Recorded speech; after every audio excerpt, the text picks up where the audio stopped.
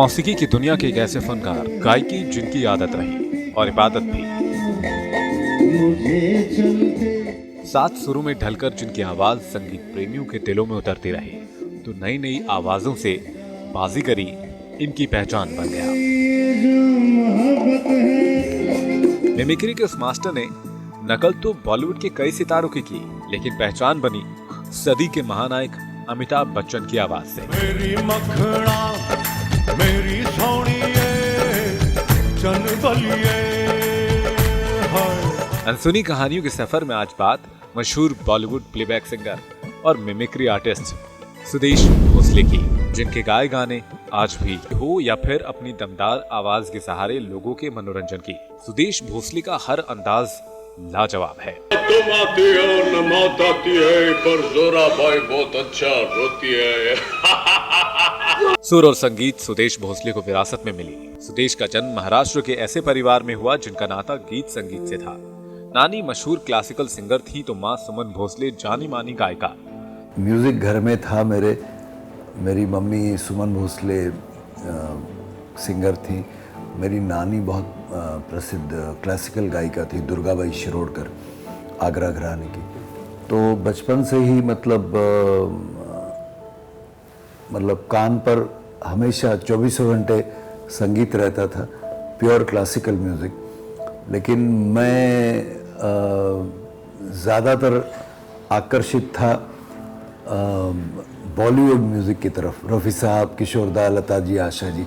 Classical में इतनी रुचि नहीं थी और ना ही मुझे कभी माता पिता ने सोचा कि मैं ये सीखूं। सुर और संगीत से अलग पिता एनआर भोसले का नाता चित्रकला से रहा। मशहूर फिल्मकार वी शांताराम के कुछ खास फिल्म चित्रकारों में से एक सुदेश भोसले के पिता भी थे। पिता की एक ख्याति देख सुदेश ने शुरू में खुद को रंगों की दुनिया में डाला, लेकिन रंगों से उनका नाता कुछ खास बन नहीं पाया। मेरी पेंटिंग अच्छी थी। मेरे पिताजी आर्टिस्ट थे, पेंटर थे, एनआर भोसले। और वो उस समय के जो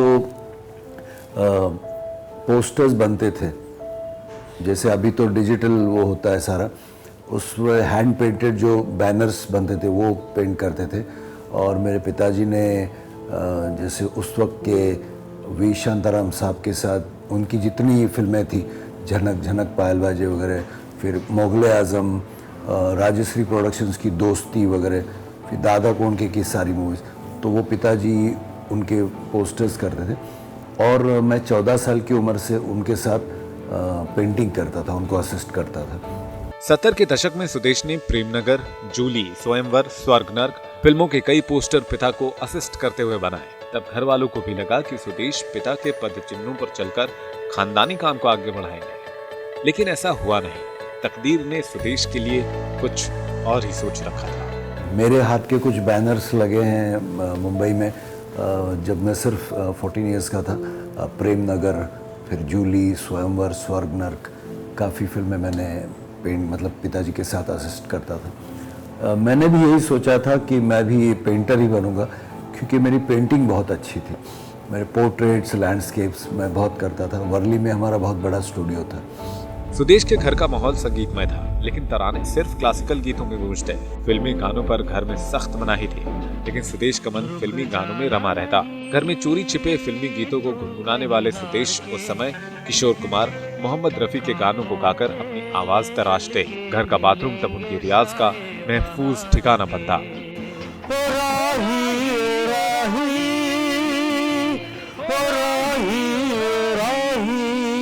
24/7 हमारे घर में प्योर क्लासिकल और हिंदी फिल्में देखना, जबकि पिताजी खुद इस प्रोफेशन में थे, लेकिन हिंदी फिल्में देखना, हिंदी गाने सुनना बिल्कुल बैन था हमारे घर में। बोलते थे वो खराब है, ऐसा था लेकिन होता है ना कि कहते ना, मुर्गे को आप कितना भी ढाक के रखो उसकी आवाज़ बंद नहीं होती।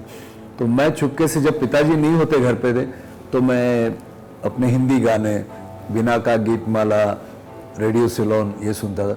और रफ़ी साहब के और स्पेशली किशोर दा के गानों से पता नहीं मुझे कुछ हो जाता था।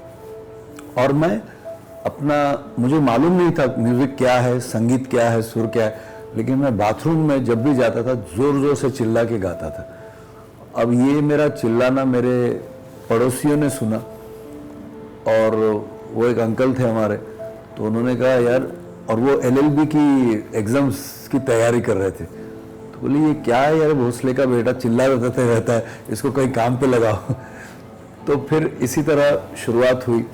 गीत गुनगुनाना सुदेश ने बेशक बचपन में ही शुरू कर दिया था, मगर उनको पहचान कॉलेज के दिनों में ही मिली। कॉलेज की ऑर्केस्ट्रा म्यूजिक टीम के साथ परफॉर्म करते हुए सुदेश इतना पॉपुलर होने लगे कि मुंबई की सभी बड़ी पार्टियों में उन्हें गाने के लिए बुलावा आने लगा। ये जो अट्रैक्शन है टुवर्ड्स म्यूजिक, और स्पेशली किशोर कुमार, रफ़ी साहब, ये बढ़ता गया, और धीरे धीरे कॉलेज के ऑर्केस्ट्रा में शामिल हुआ, और मुझे पता ही नहीं चला मैंने कब उनके गाना शुरू कर दिया, उनके गाने गाना शुरू कर दिया स्टेज पर। और अचानक मैं अपने दोस्तों में जब बैठता था, मैं किशोर दा, रफ़ी साहब, हेमंत कुमार, सैगल साहब, SD बर्मन, इनकी आवाज़ों में गाने लगा, और मुझे पता ही नहीं, और वो लोगों ने, फ्रेंड्स ने उसकी तारीफ़ करना शुरू कर दी, और धीरे धीरे ये जो मेरा जो भी टैलेंट है हमारे कॉलोनी में मालूम पड़ गया, इधर उधर मालूम पड़ा। धीरे धीरे लोग मुझे बर्थडेज में बुलाने लगे, पूजा में बुलाने लगे, और ये मैं करता गया। 80 के दशक में सुदेश भोसले मुंबई के मशहूर ऑर्केस्ट्रा बैंड मेलोडी मेकर्स से जुड़े। सुदेश भोसले के आने वाले सुनहरे कल की नींद इसी बैंड से जुड़ने पर पड़ी। चकाचौंध से भरी पेस्ट्री पार्टियां हों या फिर फिल्म फेयर अवार्ड समारोह, सुदेश ने अपनी आवाज के बल पर एक नई पहचान बनाई। 82 में मेलोडी मेकर्स नाम का एक बहुत फेमस ऑर्केस्ट्रा है पूना का, जिसने इस साल 55 इयर्स पूरे किए। पुराने अगर आपको वीडियोस कहीं देखने को मिले फिल्म फेयर अवार्ड नाइट के, तो आजकल की तरह वो नहीं कि एंकर, 2 एंकर पेश कर रहे हैं, फिर हीरो हीरोइन डांस कर रहे हैं, सब रिकॉर्डेड म्यूजिक पे डांस हो रहा है, वैसा नहीं था अवार्ड नाइट। पहले होता था, अमीन साहब पेश करते थे, the award goes to Kishore Kumar या the award goes to Raj Kapoor साहब, तो पीछे एक बैंड बजता था, वो था मेलोडी मेकर। और किशोर दा की अगर आपने पुराने वीडियोस देखे अगर, तो जितने भी ज़्यादातर किशोर दा के पीछे ऑर्केस्ट्रा जो था दैट वाज मेलोडी मेकर्स। तो उसमें मैं 82 में ज्वाइन हुआ। उन्होंने मुझे कहीं देखा, और वो था दिन कि मैं स्टेज पर अलग अलग आवाज़ों में गाने लगा, अलग अलग एक्टर्स की आवाज़ों में गाने लगा, मिमिक्री करने लगा, लोगों को अच्छा लगने लगा, और कहते हैं ना कि माइक मेरे नज़दीक आया और ब्रश जो है दूर चला गया। ऑर्केस्ट्रा से जुड़ने पर सुदेश के 2 शौक पूरे हुए। एक तो उनकी गायकी का सफर शुरू हो गया, दूसरा मिमिक्री आर्टिस्ट के तौर पर उन्हें पहचान मिलने लगी। उस वक्त के सभी बड़े कलाकार ओम प्रकाश, दादा मुनि, शत्रुघ्न सिन्हा, राजकुमार की आवाज की नकल कर सुदेश ने अपनी किस्मत खुद लिखी। ये तो दुनिया की रीत है रे, ये दुनिया वाले ना तो खुद चैन से जीते हैं, ना दूसरों को चैन से जीने देते हैं। I hate yours machine, आंसू को पोंछ दो ही बहुत। उस वक्त टेलीविजन नहीं था, एंटरटेनमेंट का एक ही जरिया था, मास एंटरटेनमेंट था, वो था ऑर्केस्ट्रा। तो हम लोग महीने में 35-40 शोज करते थे। तो मैं घर में मुश्किल से एक दिन आता था, और हम लोग इतना एंजॉय करते थे। एक एक गाना आप यकीन नहीं करोगे, हम लोग 3 साल 4 साल गाते थे, इतने हिट थे गाने। तो जब भी वक्त मिलता मैं म्यूजिक डायरेक्टर्स के यहाँ पहुँचता, और उस वक्त मुझे पता चला कि जिनको सुनकर मैंने गाना शुरू किया, मतलब जिनको मैं अपना गुरु मानता हूँ, किशोर दा, मुझे पता चला मेलोडी मेकर्स में शामिल होने के बाद कि किशोर कुमार जी जब भी शोज करते हैं ऑर्केस्ट्रा मेलोडी मेकर्स का होता है। तो आप समझ सकते हैं मैं कितना खुश हुआ। देश विदेश में मेलोडी मेकर्स के सहारे अपनी आवाज का परचम लहराने वाले सुदेश को साल 1984 में पहली बार अपने आइडल किशोर दा के साथ गाने का मौका मिला। सुदेश की आवाज से किशोर दा भी प्रभावित हुए। फिर क्या था, किशोर कुमार के साथ उनके स्टेज शो करने का सिलसिला चल पड़ा। किशोर दा का अचानक एक शो आया 84 में, और उस वक्त मेरा नंबर लग गया। क्योंकि मैं एंकरिंग भी करता था, मिमिक्री भी करता था, गाने भी गाता था। तो किशोरदा से मुलाकात हुई, उनके साथ 82 से 87 तक शोज किए। किशोर दा के साथ मंच शेयर कर सुदेश ने कई और गायकों का ध्यान अपनी ओर खींचा। सुदेश को अभी याद है आशा भोसले के साथ वो पहली मुलाकात, जब अमर प्रेम फिल्म के इस गाने को एस.डी. बर्मन की आवाज में सुदेश ने हूबहू गाया और आशा जी की आंखों को वो नम कर गए।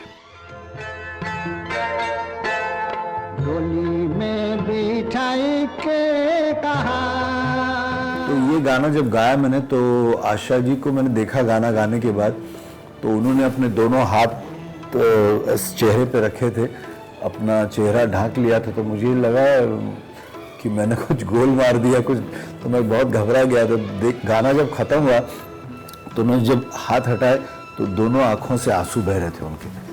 तो मैंने कहा, उनकी तरफ देखा तो उन्होंने ये कहा कि मुझे ऐसे लगा कि दादा मेरे सामने खड़े होके गा रहे हैं। तो मुझे तो यकीन नहीं हुआ कि आशा जी से इतनी बड़ी कॉम्प्लीमेंट मुझे मिलना। तो उन्होंने वो गाना फिर रिकॉर्ड कराया मुझसे और वो कुछ बिना कुछ बोले निकल गई वहां से। एक और आशा भोसले तो दूसरी तरफ पंचम दा को सुदेश ने अपने सुरों से कायल बना दिया। पंचम दा की नजरों में सुदेश की इज्जत तब और बढ़ गई जब हांगकांग में उन्होंने एस.डी. बर्मन के इस गीत को गाया।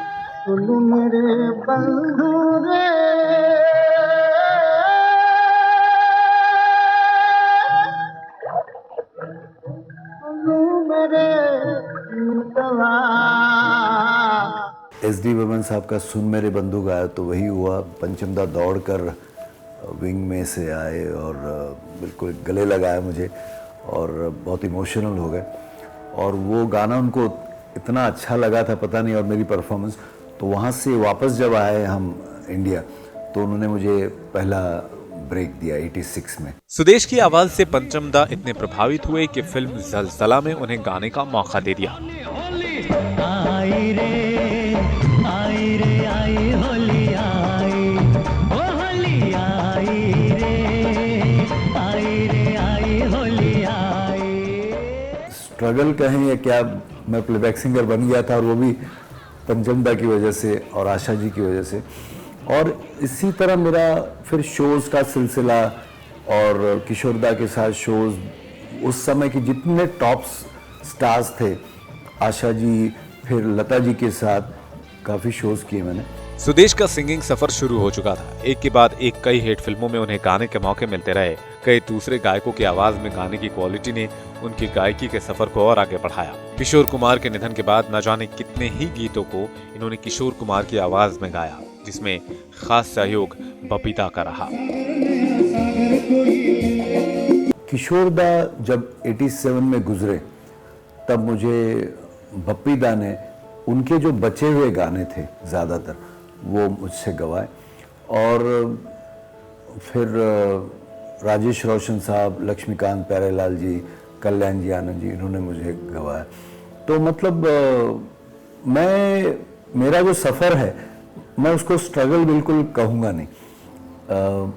मुझे लोगों ने सामने से बुलाकर, अच्छा, क्योंकि उनको पता था कि मैं अलग अलग एक्टर्स, सिंगर्स की आवाज़ों में गाता हूँ, तो मेरे गले के ऊपर काफ़ी एक्सपेरिमेंट्स भी हुए। अब तक दूसरे गायकों की आवाज की नकल करने वाले सुदेश की जिंदगी में वो वक्त भी आया जब उन्होंने अपनी आवाज में गाना शुरू किया। नकल यहाँ भी थी, लेकिन किसी गायक की आवाज की नहीं, बल्कि एक्टर की। सुदेश ने पहली बार अजूबा फिल्म में अमिताभ की आवाज में गाया। तब उन्हें क्या पता था कि एक दिन वो अमिताभ की दूसरी आवाज बन जाएंगे। या अली मेरा नाम है अली, या अली मेरा नाम है अली, रहता हूँ मैं कहाँ मस्जिद वाली। मैं लक्ष्मी जी को, प्यारे जी को जब भी फुर्सत मिलती मैं उनको मिलता। तो लक्ष्मी जी ने मुझे कहा था कि सुदेश, तू आते रहना, धीरज रखना, मैं तुझे जब भी गवाऊंगा अच्छा ही गवाऊंगा। और एक दिन अचानक वहाँ से फ़ोन आया कि रिकॉर्डिंग है, आ जाओ। तो उन्होंने मुझे गाना सिखाया। अच्छा, मुझे कुछ नहीं बताया मैं किसके लिए गा रहा हूँ, क्या गा रहा हूँ। और जब मैं स्टूडियो में पहुँचा तो वहाँ देखा कि शशि कपूर साहब बैठे हैं। और मैंने डरते हुए पूछा उनको कि लक्ष्मी जी, मैं किसके लिए गा रहा हूँ? बोले, आप अमिताभ बच्चन के लिए गा रहे हैं। तो मैंने कहा, सर लेकिन बोले ये शशि कपूर जी हैं। मतलब सर जानता हूँ, ये डायरेक्टर हैं, फिल्म का नाम है अजूबा। तो अजूबा में पहला मुझे ब्रेक दिया लक्ष्मीकांत प्यारेलाल जी ने। सुदेश की गायकी का ये सुनहरा सफर एक बार जो शुरू हुआ तो फिर चलता ही गया। अमिताभ के अलावा सुदेश कई हीरो के आवाज बनकर उभरे। अनिल कपूर, अशोक कुमार, विनोद खन्ना जैसे एक्टर्स के लिए सुदेश ने गाने गाए। संजीव कुमार की मौत के बाद तो उनकी करीब 5 फिल्में सुदेश ने ही डब की। आज हम लोग उस शक्ति के विषय पर बातचीत करेंगे जो एक ओर पुरुष के उत्थान का कारण बन सकती है तो दूसरी ओर उसे पतन की ओर ढकेल सकती है। बेशक सुदेश भोसले ने कई एक्टर्स के लिए गाने गाए, लेकिन जो लोकप्रियता उन्हें अमिताभ बच्चन की आवाज के लिए मिली वो किसी और एक्टर के लिए नहीं। यहाँ तक कि उनकी पहचान ही अमिताभ बच्चन की आवाज की बन गई। जिसकी वजह से मेरा नाम हुआ, उसको लेकर मैंने एक शो शुरू किया है जिसका नाम है, and this is a tribute to Amit ji, उसका नाम है अमिताभ और मैं, जिसमें मेरा बेटा सिद्धांत गाता है, मेरी पत्नी Hema, she is a pianist, उन्होंने किशोरदा के साथ भी प्रोग्राम्स किए हैं अपने कॉलेज के ज़माने में। तो हम मिलकर, और मेलोडी मेकर्स जिसके साथ मेरी शुरुआत हुई, उनके साथ मिलकर हम ये शो भारत में और पूरे वर्ल्ड में कर रहे हैं। बहुत सारे शोज के बहुत अच्छा रिस्पांस मिल रहा है। पर्दे पर अमिताभ और पर्दे के पीछे सुदेश भोसले। अमिताभ और सुदेश की ये जुगलबंदी सालों तक चलती रही। 90 के दशक में जिस फिल्म हम के गाने ने सुदेश को एक खास मुकाम दिलाया, उससे पहले अमिताभ अपनी आवाज में गाने वाले थे, लेकिन सुदेश की आवाज उन्हें ऐसी जची कि अमिताभ ने खुद उन्हें गाने का मौका दे दिया। चुम्मा चुम्मा दे दे, चुम्मा चुम्मा दे दे, चुम्मा चुम्मा चुम्मा दे दे, चुम्मा चुम्मा दे दे, चुम्मा। लक्ष्मी जी ने एक दिन मुझे अचानक बुलाया कि देख मैंने कुछ लिखा है, वो मुझे अमित जी की आवाज़ में सुना। तो मैंने कहा ज़रूर। तो लक्ष्मी जी ने मुझे कहा अरे ओ जुम्मा। तो मैंने कहा अरे ओ जुम्मा मेरी जाने मन, मेरी जाने मन। बोले हाँ यही चाहिए मुझे। तो इसी तरह वो डायलॉग सीखा है। फिर बोले अब मैंने 2 लाइनें लिखी है, वो उनकी साउंड में सुना। तो जुम्मा चुम्मा दे दे, ये लक्ष्मी जी की आवाज़ है। जुम्मा चुम्मा दे दे, बोले यही चाहिए। तो ये गाना हमने पहले पूरा प्रैक्टिस किया, रिहर्स किया, और उसके बाद अमित जी को खुद बुला के उनको सुनाया। उन्होंने इमीडिएटली ओके कर दिया, बोले इसको रिकॉर्ड करो, और अमित जी के सामने गाना रिकॉर्ड हुआ। अमिताभ और सुदेश की वो एक्टर सिंगर की जोड़ी आज भी कायम है। आज भी पर्दे पर अमिताभ की आवाज बनते हैं सुदेश। ना तो अमिताभ की एक्टिंग का बागवान में मेरी मखना, फिर कभी खुशी कभी गम में शावा शावा, और मेजर साहब में सोना सोना, ये 3 मतलब एक ही साल में गाए थे। लेकिन मैं कहता हूँ ये मैंने बहुत कम गाने गाए उनके लिए, लेकिन वो सारे गाने हिट हैं। प्रोफेशनल लाइफ से अलग सुदेश की पर्सनल लाइफ भी सुकून से भरी हुई है। पत्नी हेमा का साथ इन्हें कदम कदम पर मिल रहा है। बेटी श्रुति दादाजी की तरह रंगों की दुनिया में खेल रही है, और बेटे सिद्धार्थ पापा की तरह गायकी में लक आजमा रहे हैं। बड़ी बेटी है जिसने मेरा और मेरे पिताजी का जो पेंटिंग की जो धरोहर है वो आगे बढ़ा रही है। जे स्कूल ऑफ आर्ट से उसने ग्रेजुएशन किया, और अब लंदन में वो मास्टर्स कर रही है फाइन आर्ट्स में। और मेरा बेटा सिद्धांत 5 साल की उम्र से वो क्लासिकल सीखा उसने मेरी मम्मी के पास, सुमन भोसले, और अब वो खुद एक कंपोज़र है। सारे इंस्ट्रूमेंट्स वो बजाता है। जितना मैं जानता नहीं उतना म्यूज़िक वो जानता है। मैंने संगीत सीखा नहीं, वो इंडियन क्लासिकल, वेस्टर्न क्लासिकल सारा म्यूज़िक जानता है। अपने खुद के शोज़ करता है, प्लेबैक भी करता है, और प्लस मेरे शोज़ में मेरा साथ देता है। तो 4 लोगों की फैमिली है, चारों आर्टिस्ट हैं। बेशक सुदेश साहब ने मिमिक्री बंद कर दी है, गाने भी कम गाने लगे हैं। उम्र के इस पड़ाव पर भी वो उतने ही जिंदा दिल हैं, उतने ही खुश मिजाज हैं। इनकी आवाज अब भी सुनने वालों को मदहोश कर जाती है। गायकी का वो सिलसिला अब भी जारी है। रुक जाना नहीं तुम कहीं हार के, कांटों पे चल के मिलेंगे साए बहार के।